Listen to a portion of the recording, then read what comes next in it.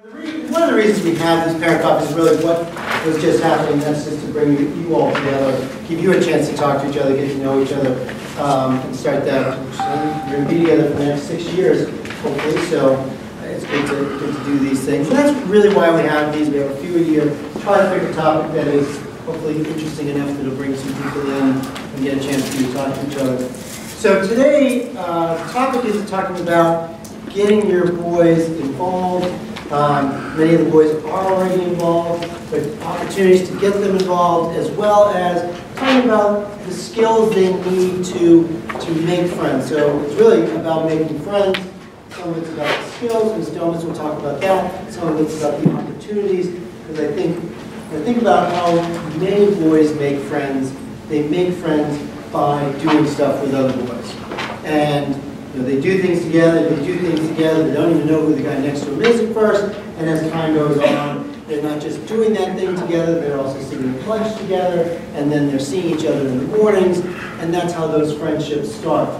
Some of the problems, of course, is the guys who don't want to try something because they don't know anyone who's doing it, or they don't want to do something because their friends aren't doing it, and so therefore they don't do anything, and then they have trouble actually making new friends. So we'll talk a little bit about that today. Friendships are really important here, and when you hear our seniors and speak a lot of times during senior year, sometimes they speak at admissions events, or sometimes at graduation and things like that. They're always talking about the brotherhood and their friendships and things, and then sometimes they go a little too nostalgic too soon. But it is a big piece of it. And I think when you hear some of them talk about it, some of this is BC High can be pretty challenging. And for some of the guys, just having those friendships when things are difficult. Things might be difficult because they're doing poorly in a class. Things might be difficult because maybe they didn't make a sport they hoped to make. Or things might be difficult because of their other friends. But when things aren't necessarily great at school, it's the friendships that give them that connection, keep them coming into school every day. Now, sometimes the friendships also create problems for us because they're supposed to be coming in early to meet with a teacher to help them out in that class they're not doing so well in, but because they have these great friends, they decide to have their friends in the morning when they get in early. But again, there's a lot of good things that happen with their friendships, and there'll be other things outside of school that also will be difficult for them in the next 6 years, and it's their friendships at times that help pull them through. The other great thing about coming to BC High is we had students from such a wide variety of communities. And we have students from all over eastern Massachusetts, and so they get out of their town, and maybe everybody they know is pretty similar to them, and they come here and they meet friends, and they get invited to their friends' houses, and they get into new communities and new ideas and open up whole new worlds for them. And it's going to be their friends, possibly, who convince them over time to do things that they wouldn't have thought of doing, to maybe try out for a sport they never would have done, or to go on a Kairos retreat like Mrs. Smith was at today, or possibly to go to Tanzania, or to go to the Dominican Republic on a service trip, or something like that. But it is their friends that will bring them in. So that's what we want to do, and we're going to talk about a few things. Just check my notes for a second. Oh, one thing I do want to say is, around this time of year, sometimes I'm talking to parents, and the parent will say, he says he's happy, he says he has some friends, but he's never invited a friend from BC High to come over the house on the weekend. We said, would you like to have so-and-so over? And he hasn't done that. And that is absolutely typical of our 7th graders, that they rarely, and again, there are exceptions to everything, but I think it's pretty typical for our 7th graders to have good friends in school who they do not want to have over their house on the weekend. And I think there's a couple reasons for that. One is, I think some of our 7th graders particularly are still trying to maintain those friendships with their friends from their hometown that are not here at school. And so that, so they feel like school is where I see my school friends, and home is where I see my home friends. The other thing is, a lot of parents will say, he comes home on the weekend, he doesn't have any friends over, nothing like that. I think he's happy, he doesn't talk to anyone, And again, one thing I try to remind you all of, the school week is unbelievably social. You know, for some guys, that socializing starts at 6:15 in the morning when they get on the train with 20 other guys. And they're navigating those relationships, and sometimes those relationships are fun and they're great, and other times on the train those relationships are very difficult. And they come all over again. Or you see them all in the hallway right now. That's very social. Classes can be pretty social too. There's a lot of group work that goes on. Every time they change classes in the hallways, that's very social. Lunch is social. So for some of these guys, from 6-something in the morning until 4 or 5 in the afternoon when they get off the train, they are socializing that entire time, or they're thinking about it, they're being affected by it. And so, particularly with our 7th graders, by the time they get to Friday afternoon, they're done. They're exhausted. They have no more social energy to put into anything. And that'll change oftentimes in 8th grade. Some 7th graders are already young, and some 7th graders have more social energy than I will ever have. They will never be exhausted from them. And other guys have very finite amounts of social energy, and they are more tired by it. 8th graders will change. They start to spend almost all their time in groups with their friends. They don't want to talk to you anymore. That's a parent talk to 11th January. But it is. So that goes on. And just to know, if your son hasn't invited a friend over yet, yeah, that's how it goes. I mean, some people see that maybe in the spring, and there's opportunities we will provide for maybe a good time to do that. So to make friends and to maintain friendships, boys need certain skills. And a lot of what we do when there's a lot of the sort of disciplinary issues we deal with are really about boys struggling with friendships and boys struggling with relationships. Adolescents, friendships go very differently in adolescence. Relationships between boys are very different in adolescence than they are at age 10. And so a lot of what we deal with is helping boys navigate those difficult friendships. They don't have a lot of social skills, at age 12 and 13. And so they say things they shouldn't say, and they do things they shouldn't do, and they hurt their friends when they don't mean to. And they get really hurt when the friend says the same thing back to them that they just said to the friend that they didn't think was a bad thing to say, but it really hurts them. So a lot of what we do, Mr. Gosso, our Group 18, Ms. Domas, our guidance counselor, and Ms. Hornby, our other guidance counselor, is helping those boys to navigate those. And some of the boys really don't even know how to, it's not so much those skill sets, but even the skill set just sort of, how do I start talking to somebody else? How do I work with? So Ms. Domas does a lot of work with boys, so she's just going to ask her to share some of the stuff she does to just help some of the guys develop those social skills that will help them make friends. I like Mr. Hamlet said, I do a lot of work with boys. I do. It's all day, every day. So the social skills aspect that I kind of want to talk about, it sounds very broad, so I would ask you just to, as I talk about it, think about your son, kind of picture him, picture the things that he complains about with friendships or that he talks about when you ask him, how's it going making friends here? Tell me about some of your friends, or what did you do?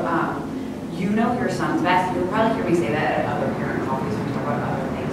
You know them best, but we get them for 50% of the time. So we see them when they're really on in this other part, right? When they're interacting with their friends, and you see them when they come home and they're decompressing about it. So it's sort of trying to merge those two to help them build those skills. The most important thing I think that happens when they get into middle school for a lot of our boys, and I'm sure you saw it in 6th grade, and when it ramps up here with all these new guys coming in, there's a little bit of a competitive edge here, is that as you get into adolescence, you become more egocentric. You care more about yourself and what's happening exactly to you and how it impacts you. And at the same time, we want them to become more empathetic and understand what's happening to the other boys around them and how to build those real friendships. So it's helping the boys both understand how things might have impacted them and also understand how they're impacting the boys around them, and this whole gray line of intent versus impact. So when I talk about friendship skills, building those friendships, boys hear it from me constantly. you probably will too, we talk about intent versus impact with them all of the time. To Bob's point, and it's not exactly where I was going to start, but it really made me think of something, what he just said. I had a boy in my office just the other week who got in trouble at recess, and he was like processing it, and he was all mad, he was in trouble, and he didn't mean what he said, his friend should know, he didn't mean it. And we just had this conversation about how he was in that exact same position a week ago, where he was upset about what somebody said, and why, you know, why would that guy say that to him? And it's hard for, it really is hard for them. So I would stress, I know you know, to them that it's hard to see that, even a week later, to see that they were on the exact receiving end of that. They're looking at it only through their lens, like, well, mine's a little bit different, and he was mean to me, and we were doing this, and that's not the same. And it's trying to build those skills for them, because a lot of friendship in middle school is about conflict. A lot of it is about helping them read those things and build those friendships up and get through some of the bumps. So when we talk to the boys about developing their social skills, learning how to interact with one another, a lot of it is more subtle.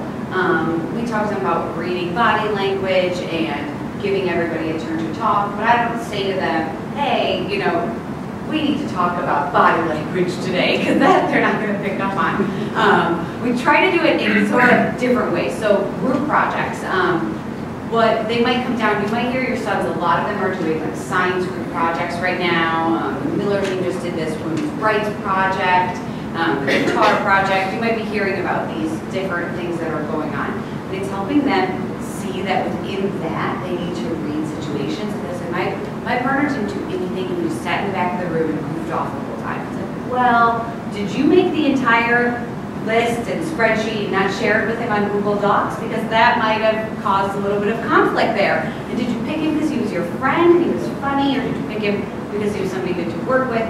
So something like group projects is a place where we might talk about developing those social skills that help you build friendships. Another big place where we are focusing on it here is in advisory. So we reworked our advisory system this year to be in the circle format, which maybe your boys have mentioned, and we have a talking piece. The whole idea of that is for them to learn, not always successfully. We can all, Mr. Hamlet, Chris and I have all, we run advisory every week, and they're not angels. But that when somebody's holding it, you have to listen, and you can't talk. And you have to wait, it goes around to everybody. And when you do a question, like, tell me about your worst haircut, they want to go on for 17 minutes per person. Like, your story reminds me, I know, I want.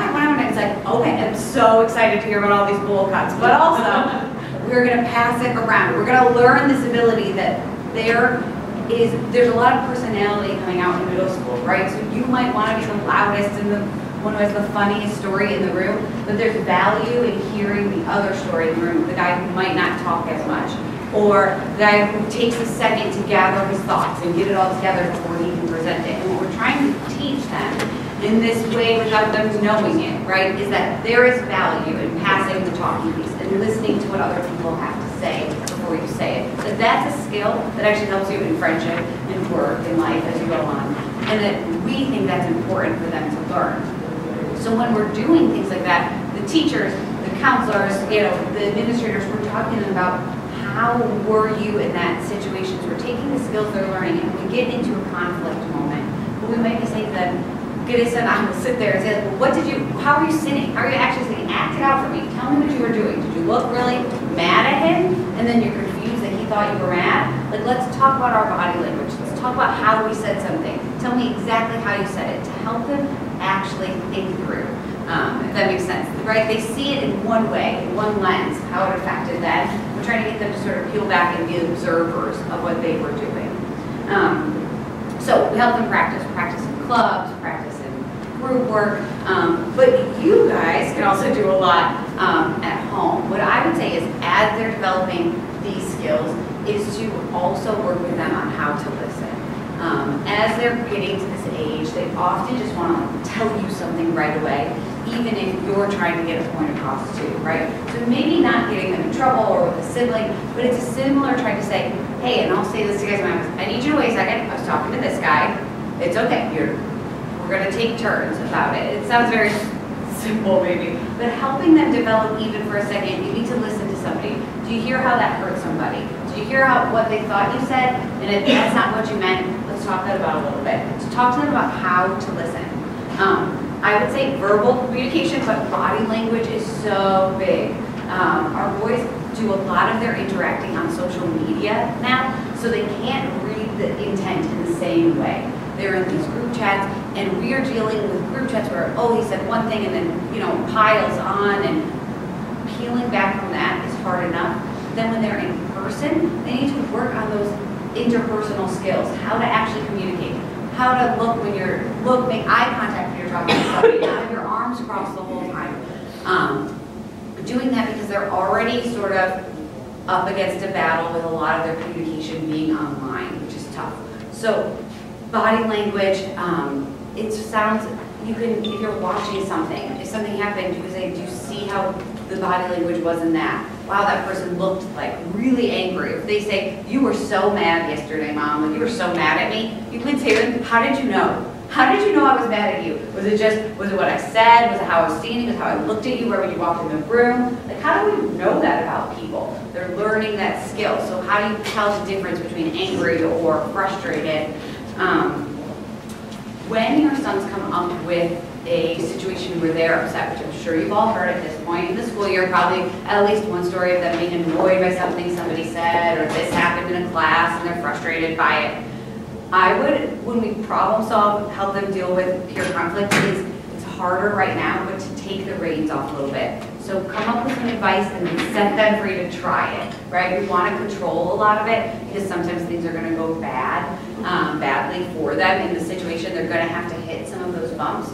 But I would say work through those situations with them when they say it. Try to figure out that lens between what they are seeing and how it affected them and maybe the full picture, and give them some advice that you might have worked through. And I think they really cling to examples from our own lives. Like, even the boys, I'll give them examples about other boys, I'll give them examples about myself. Like, I've been in this situation, and here's something that worked for me.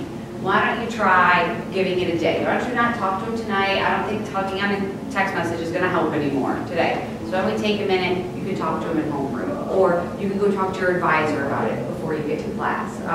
Giving some specific advice and then letting them try it and see if it fails, see if it doesn't work, and kind of processing it with them. You see your sons interact with their friends at home, their siblings.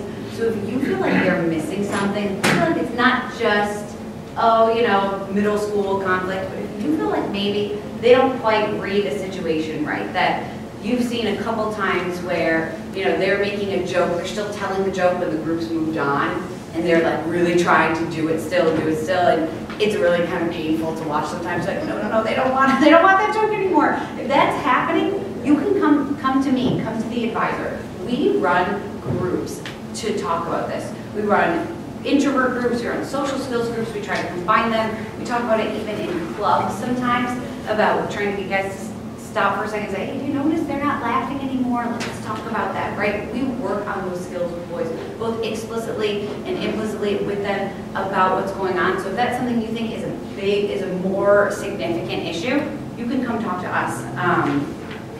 And the last kind of thing I would say for advice on how to help them build friendships is to talk about what makes a good friend. When they're talking about somebody new that they met, somebody they become friends with, I would ask them, how do you know that's your friend? What does a good friend look like?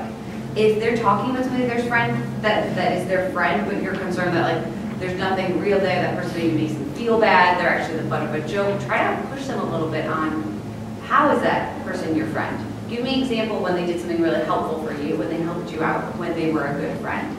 And on that sort of topic of characteristics of a good friend or a bad friend, I would say one thing that's good, and it's freeing for a little bit of our boys, and we'll talk to them, is that it's okay to move on from friends here, and we talk about that with them. A lot of them came in with a group of friends, and then they meet somebody who they have really good interest with. They've never played Magic the Gathering, and all of a sudden it's the best game they've ever played. That's okay. You can work through different stages of your life here, and we have that conversation with them, right? You don't have to stay best friends with the guys. You're not going to be mean to them, the people you were friends with, but it's okay to form new friendships here. That's what we want you to do. We want you to find the people that you're really connected to, and that might take a year, 2 years, like Bob was mentioning. It often takes until the middle of 8th grade that you see guys with a real group of friends that they've built through activities, through classes, through towns, through friends of friends through sports, and they're more of a unit. In 7th grade, there's a lot of this sort of trying on different parts of themselves and trying to figure out what parts of themselves they want to really be, to make the friendships that they want to be with. Said boys make friends often by doing stuff. And again, there's a lot of stuff that goes on in classes. There are lots of opportunities for them to do things with other boys in classes, in group projects, and all kinds of things. But also we have, certainly we have an active sports program here. We also have a number of other clubs and opportunities. March is a long month in New England, and it's a particularly long month sometimes in DC High. If I could program all the snow days for the school year to fall in March, I'd be a happy person. But there's one of the things going on in March is from February vacation until April 1st, we don't have any after-school sports. It's just the way the sports seasons run. So what Mr. Goso, who's our Dean of Students, does every year is try to get a lot of other activities going on in March. And there are a group of 7th graders that seem to do anything we offer after school. I've been doing Quiz Bowl the last couple of weeks, and there's a group of kids that just come, and now I think we had 25 kids in there the other day. But anyway, so he's got, as you see on the purple sheet, lots of stuff going on that's going to start next week, so I'll turn it over to him and go through some of the Or a little bit where, by the way, my name is Medissa Goso, I'm the Dean of Students in the Rupe.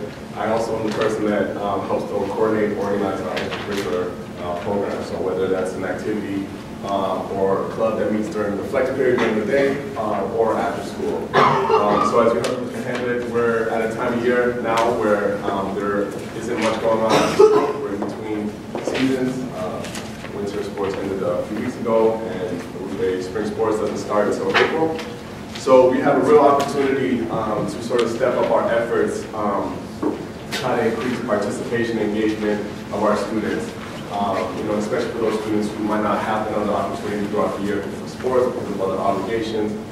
This is a good stretch of time that we have to work with. So as you can see on the sheet here, we really try to offer a mix of activities for the variety of students that we have here. So we have students who love to spend every minute of their day in the gym if they could with basketball. So we want to have something for those students. We have students that, as you heard from Ms. Domitz, we have a group that enjoys games like Magic the Gathering. We want to have stuff for those students. We really want to provide a variety of activities for our students to try.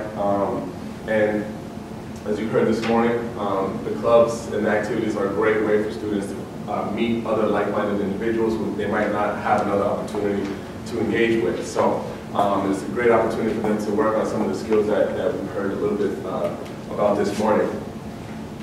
So it's for us, we're competing for our students' attention after school. The power of socializing and being with their friends is very, very strong. There are other things that we have to contend with as well. The phenomenon of video games and all that. And so we recognize that there's a lot for them to do sort of outside of school, but we really want to get them to stay with their friend groups, but here on campus. Okay, so these activities that take place after school usually run for about an hour, so usually ends around the same time, around 3:45. And I think for us, this is sort of where we need your help. If you have this sheet, and your son is leaving every day at 2:35, and hasn't been using some of the opportunities that he has to try a new activity or a club, this may be a good opportunity for you to engage with them and ask them about if they are trying something, and maybe giving them a little nudge to try something, because we often find that students don't really know what they like or don't like until they actually try it. And so that's the importance of having a variety, a mix of activities that doesn't sort of speak to just one set of group of students. And so by having a variety of opportunities for students and working together as a school and as a family to try to get our students to stick around a bit after school. The way we do this is sort of set up in a competition style. So we would have our homeroom sort of fill out a card that would basically acknowledge all the activities that they try. So they have a signature from the proctor, and we collect these cards to see, to basically it gives us a sense of who's been trying things, but it also allows them to sort of compete for small prizes, whether it is, candy. Candy's always a big winner for the boys, or small gift cards, whatever it may be. Sometimes you need a little bit of an incentive to get them going, but they also love to compete with each other, whether it's athletically or quiz bowl. There's the Heads of the World, Family Feud, or a number of other opportunities for them to engage and hopefully create meaningful relationships, not only with our school, a deeper relationship with our school, but with their peers and classmates. And as you can see on the sheet here, we have some things coming up down the way as well. Sports starts in April for ourselves. So for the next 3 weeks, this is what we're going to be pushing hard. Our students are going to have a big announcement on Monday morning, so our students sort of roll out, if you will, for our students. So the next 3 weeks will be hopefully a lot of madness. Pretty sure I left off with Bay News, which meets Wednesday mornings. I think Wednesday mornings. They've got a 20-minute newscast they're showing a morning meeting on Monday or something like that. So there's a lot there. And two things I want to point out too.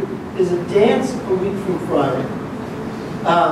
Dance has very little to do with the girls who come. The girls help to get our kids awkward, and in that awkwardness, they meet friends. That's what happens for most of the guys. But again, and sometimes the dance, the other thing in May, we have the Springapalooza, which is similar to the Fall Fest that we had, except we invite girls from the girls' schools to come to that as well. But what is it, bouncy castles and pizza and ice cream sundaes and stuff like that. It's it's a nice social gathering, it's not a dance. Both of those are good opportunities sometimes for kids to say, hey, why don't you invite a couple kids back to the house afterwards? I'll pick you and a couple friends up afterwards, or even, sometimes, a kid has a long train ride home, but maybe his friend lives closer, so he goes to the friend's house for dinner, and then they come to the event.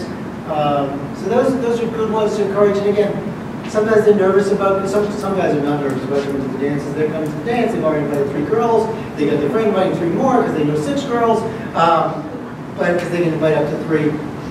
And then, for other guys, I just want to go play video games on Friday night. Sometimes you can push them out the door, and they'll have a good time. And the other thing, the reason we sort of emphasize again this piece of March, there's 2 reasons. One is when we don't give them a lot of activities after school, they start to make up games on the train, and then I get lots of phone calls from the community. So this is self-preservation right here. But again, there isn't as much going on. Once April hits, we have a lot of sports. Between 2 baseball teams, 2 lacrosse teams. The track team has had 60, 70 students some years on the track team. There's no cuts on track. There's tennis. There's rowing. In the last few years, we've started to run some volleyball clinics a couple of days a week. And I was just talking to the volleyball coach yesterday. So the high school's only had volleyball for about 5, 6 years. It hasn't been that long. So I was talking to the volleyball coach yesterday, and he said, definitely we're going to do that again this year. It's usually the upperclassmen on the volleyball team who run some practices about twice a week. So it's a pretty low commitment. It's a good way to get them involved. About 2:45 to 3:30, a couple times a week. If they don't have a game that day, that's when the varsity does it. It's been great for our kids. A lot of kids who never sort of had a sport to do, get involved in volleyball. And then, and I noticed in the high school, because volleyball is a sport that pretty much no one has played, in town leagues and select teams and things like that. It's a great sport for kids that want to do a sport but maybe have never had that kind of commitment to be now going to be a varsity, soccer player, or tennis player, or something like that. And actually, last year our volleyball team did really, really well, where they went to the playoffs and did very well in the playoffs, etc. So it's a good one. We'll encourage that. I'd like to turn it back over to Tracy for a minute just to sort of talk about what kind of things do you get the kids to do these things? One thing I would point out, I was looking at the purple sheet, is think about your sons. Like there's a lot of boys who are athletic, or they think they're athletic, even though they're not. And they're going to go to this gauntlet basketball tournament. They're going to do all that, but your son might not fit that mold. And I would just stress for you and to push him is things like the paper airplane competition. It sounds like, who's going to go to that? It is hysterical. It's like we do it up in one of the science labs, and there's like hula hoops hanging from the ceiling. They have to get a paper airplane through them, and they get so competitive and into it in a way that builds up skills of guys who aren't maybe athletic, but are just as competitive, right? So like there's things on there that fit every type of student. So I would just, and maybe on Thursdays they just come to Dungeons and Dragons, you know, they're not doing something extra that's been added. But I would just encourage you to push them. So about getting involved, it's brief, but I would say one of my favorite things about middle schoolers is that I run a lot of clubs, and we'll be doing like ping pong, and there'll be a group that comes all the time, and some guys that come in and out, and there'll be 3 guys that just show up one day and they're watching, they're talking to the guys playing, they're doing it, they're there for 10 minutes, and once I'm like, hey, did you want to play ping pong? Oh, no, we're leaving. Like they can't, the actual being asked pressure is like, I'm out, I can't do this. So like it is, I'm sure you have already told your boys like, go to this club, why don't you try that? Come on. And it is not as easy as it sounds to just tell them. Like they would rather stand and watch ping pong for 45 minutes, depending on who they are, than actually, and they'll even pick up the pedal. Like they'll play on the side, like, oh, do you want to do this? Nope. The minute they're asked, they're out. I'm gone. I've got to go buy a cookie. But, okay, so just so you know, it is hard for us to always get them to actually commit to something. But what I would say, some things, if your son hasn't tried anything and you wanted to, or you see something on that and you wanted to try it, at this point, talk to him. Find almost a bargain. If you're struggling to get him to do something, make a bit of a deal. I know we don't want to bribe our kids all the time, but make a little bit of a deal. You do this, you try that one club, the club you think he'd like, and you say you try it for 1 week, or sometimes I'll tell them, like, I want you to try it for 3 weeks, and get us to the end of April. You're going to try it, I know you're going to hate it, you've already told me you're going to hate it, but just go for 3 weeks and then tell me how much you hated it. And we'll see, maybe we make a deal. You'll get to do this or that, or you can come, I'll make deals with them. You can come hang out in my office during flex, and for 3 weeks you go try this club. And we'll see if you like it. I'm betting they will, but maybe you won't, right? But make a little bit of a bargain with them if you're not getting any traction yet.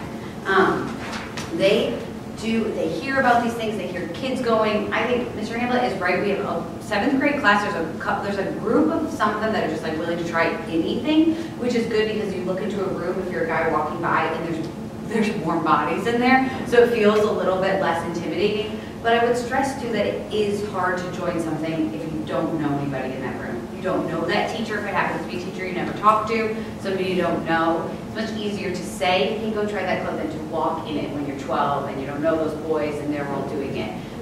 So if they do have a friend, push them to say, I know, ask so-and-so to go with you to that club with you. Ask them to try it out with them. You'll try out something with them. Do you know anybody in your classes? Asking the advisor, hey, have you really been talking about going to this one club for 3 weeks? And then every week he doesn't go. Do you know anybody in a homeroom who goes to that club? So then at least you can push the 2 of them to walk in together. I'm trying to think if there's anything else. I mean, sometimes we pair them up. 8th graders who are doing it, sort of like a little big brother thing to encourage them. But I would say this 7th grade is tough. 7th grade is tough in so many ways. Making friends is tough. If they're not talking about a friend yet who's new, we can get really nervous, right? Like Bob said, if they haven't gone over to somebody's house or they haven't had anybody over, you can feel nervous about it. If they haven't stayed after school. But all of that is pretty normal for our boys. It's a very intense place to transition into. There's a lot that's being asked of them all day, every day to be social. So I wouldn't want to sound any alarm bells yet. But what I would say is as we end 7th grade, as we start 8th grade, if you're looking for them to get involved in something and you're not seeing it at all, talk to me. We talked to the advisor that had all of 7th grade, get a sense on what we think is holding them back, right? But it is harder. For a lot of them, they need that reset to just come home at the end of the day still. They need some time to not be involved. So even though we do want them to be, I would just stress that it's finding that balance. Do a little bribery, but don't over bribe, I guess. If your son's been reluctant and you see something on there you think he would want to do, send an email to the advisor and just say, hey, can you talk to him? Can you convince him? And sometimes it's a matter of when we, as an advisor, if I read the announcements in the morning and I look down and I say, oh well, we've got bowling this Friday. Who likes to bowl? Who's gone before? Yeah, you went before. That's great. Talk about it. What did they do? It's who goes. It's Mr. Goso. You know, somebody that you can talk it up, and then you get some guys to do it. You know, I mean, some of these things are pretty easy. The dodgeball tournaments, it's going to be probably homeroom against homeroom or something like that. So it's a good way to get the homeroom sort of psyched up for that. Because nothing says I'm your friend than getting pegged by a dodgeball. And cheating, always. So yeah, the advisors are good one to do on that. You know, just a quick email, get them going. And again, we push these next 3 weeks as a good, get them out of their comfort zone a little bit, give them some things to do, because when they get April, there's so many sports going on that we will have many guys involved. And we hope that doing this may push a couple guys who wouldn't go out for, say, the track team, or wouldn't try the volleyball team to try. And again, 7th grade, I think, as Ms. Jones said, yeah, you can make some sort of bribes, a little more like the carrot. 8th grade, a lot of times, is the stick. You know, as an 8th grade advisor, 8th graders we push more. 8th grade advisor, I might say, in November, everybody needs to try 2 things this month. Or you can try jug twice, that's fine too. And, but that's after school, that's a good club. If you want to do that, we'll do that instead. But I think our 7th graders, again, anything we do encourage them. And there's a really big group that will do anything right now. They're a little crazy, but in a good way. So one thing I would say too is if it's just like a little nudge, if they're not a big picture thing, if you're like, hey, I talked to them about going to the gauntlet tournament next week. Can you just, whether it's the advisor or you can even shoot me a little email, like it's not a big conversation. I have no shame calling boys out. Like going to always say, I heard that your mom told you to go to the gauntlet, you're going today, let's do this. And they don't, I will annoy them until they go, and it generally works. So you just follow them, like, you're going, right? You're going, and then they're like, oh, yes, and they do it. I know but often, like, they just need that one more push, right? Again, it's a big thing. We talk about it in different ways, but it's just like, you know that if you give them that little thing, they'll buy in, they'll love it. We will give them that push. I don't mind at all. There's one activity, morning gym games, that Right. meets in the morning, Right. obviously, Right. in the gym, obviously. But the rest takes place after school, during the after school period. So the yeah. gauntlet also. Everything is, yeah, 2:45 to 3:45, Okay. that hour period after school. And don't let them say that, like, they can't stay till 3:45 so they can't do something. Almost every single activity here I can think of, trying to think of an exception, you could leave at 3:10 if you needed to catch a train, leave for something. Almost everything has flexibility. baseball is going to be competitive. You know, the person who's never picked up a baseball before is not going to make the baseball team. Lacrosse has become more competitive. There was a while the guys made the lacrosse team had never played lacrosse before. I don't know where that is now. And again, it can change from year to year. Track and field, anyone can do. Tennis, if your son's played a couple of sets of tennis in his life, he's probably in pretty good shape for making the team most years. Now again, it can change from year to year, but a lot of times if they know how to hit it over the net, and if they can serve overhand, they're in pretty good shape for making 7th and 8th grade tennis. You know, and then there's a couple guys who really can play tennis. And they're in the #1 spot, but you know, they take out 12, 14 kids or something like that. Usually the cut line is sort of the kids who've never seen a racket before. And then, again, good change for the 15 grade tennis players in 7th grade. Rowing. It depends on numbers. They can cut, it depends on numbers, it's just so many folks. The rowing program seems to change a little bit from year to year. Like in the fall, we did a Learn to Row program, which was for 6 weeks. There was 3 days a week, and 2 days were up on the water, and 1 day was here at school. We had 2 groups. It was a Monday, Wednesday group, and a Tuesday, Thursday group, and they were all together on Fridays. And that actually worked really well. And for a lot of the guys, it was, again, Learn to Row was the emphasis. Robotics is one of the ones that's like, it actually kind of forms a team, so you can't join. And there is a little bit of that happening sometimes, like with other clubs. I run the Dungeons and Dragons Club, and like right now they're in the middle of these quests, I guess. So they have like a dungeon team, I guess, and so like you couldn't just walk in and join right now. We'll let them watch, so you can come in and watch them do it. But so there are some exceptions. I'm trying to think if there's any other clubs. Does Quiz Bowl have teams right now? So you can just drop in. Yeah. There are a couple clubs that they like sort of set the people, which is different than drop-in clubs after school. Most of them, you can just show up at any day and do it anytime for 10 minutes. Dungeons and Dragons has cuts this year. I've got all the wizards I need, we're good. She's got 4 rooms and she just can't have any more. It's true. Students can create their own club. You know, we have so many students here with varying interests and hobbies and things that they do outside of school. And so there's a brief sort of description of how they can do that. You know, for example, I just had a student drop off a proposal on my desk to do a Minecraft club where they recreate historical sites, you know, using Minecraft. You know, so they'll have to do research on, you know, finding the thing and then build it. So, and they would have to go out and get 10 signatures to try to find, you know, puts a little bit of the onus on them to try to go out and find other people to get involved, but they can do that if they so choose. So I just wanted to put that out there in case your son has an interest that you might think might be worth sharing with the rest of you. So there's a sheet that they fill out, you know, with a brief description, the resources, the materials they need, a proctor or a teacher or somebody to help supervise that. And then also on the back to find 10 signatures. And so once that proposal gets written up, they'll come to me, we'll sit down, and if it's possible to do, if it's a matter of going out and, you know, maybe securing some resources or helping them, you know, connecting them with somebody on campus, or that's sort of where my role comes in to try to make that happen. And if it's possible to do, then we'll do it. Sometimes resources, you know, that's the problem. We don't have the resources. But for ping pong clubs, you could say last year we sort of we ping pong club and used the high school ones, and this year was so popular, the boys really wanted it, so we went and got 2 ping pong tables and built it. It's like we try to find, depending on, I guess, how the club's going and what we need and what's feasible. Thank you for coming in this morning. Great.